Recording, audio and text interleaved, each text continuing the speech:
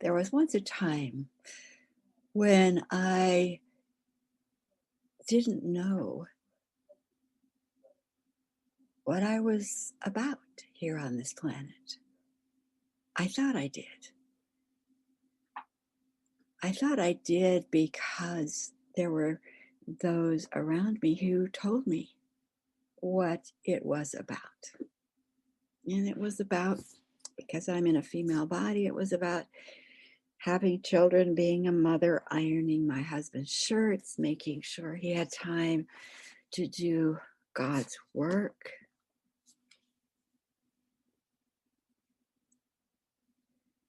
And I did that.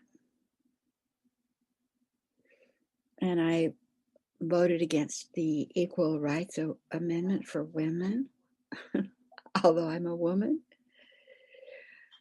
because that's what the males in my community said was the right thing to do. It would keep the family intact, they said. It would be dangerous to do something different, give women more opportunities, they said. And I believed them because I had been taught to not think and not question. And I had been taught the stories to believe. I had been taught the words to say. And I was really good about doing that. I was taught that it was my job to follow the leader, who, of course, was always male, because if he was wrong and we walked off the cliff into the ocean, God, sometime in the future, would punish him. But if I didn't obey, if I didn't march my soul, myself, my body over the cliff that he said was important to march over, then I would be punished for not obeying. Does this sound familiar to any of you? You know, you might want to put down in the comments any of your stories, because looking back and speaking it into this recording makes me laugh. But that's where I was. And it was comfortable. I didn't have to think, didn't have to make decisions. I just obeyed. But there came a time when obeying was like, wait a minute, I think I've been doing the same play for like 40 years. And I end up in the same place, and it doesn't feel like it's fun anymore. And so I began to question, not because I was in pain. I wasn't in pain. I was just like, wait a minute, is this all there is? And I began to question, is this all there is? And that's when new doors began to open to me. And I just kept asking, what more? And what more? Well, what about this?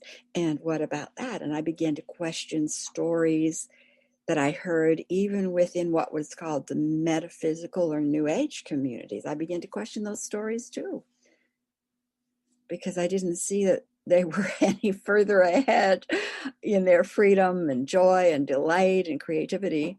They were just in a different box of stories. So that's been my journey.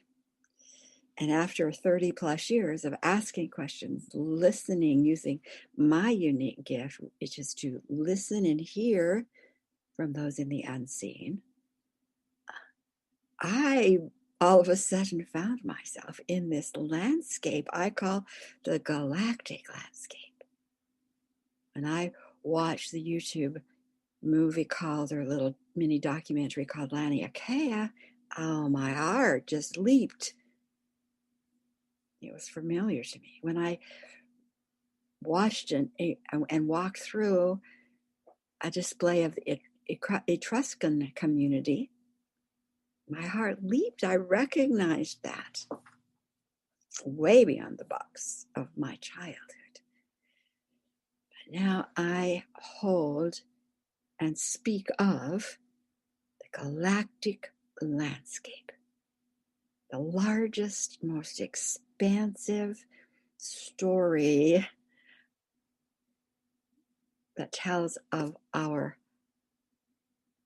agenda, why we are doing what we're doing, what's this earth all about, where is it we're going, how are we going to get there, the galactic landscape. And so I am a holder in physical form of galactic history, and I hold it because it was given to me through the ancient ones, ancestors, even beyond Earth.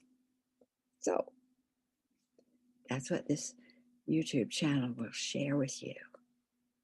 It is the landscape upon which you can build your own blueprint, your own life, and be free.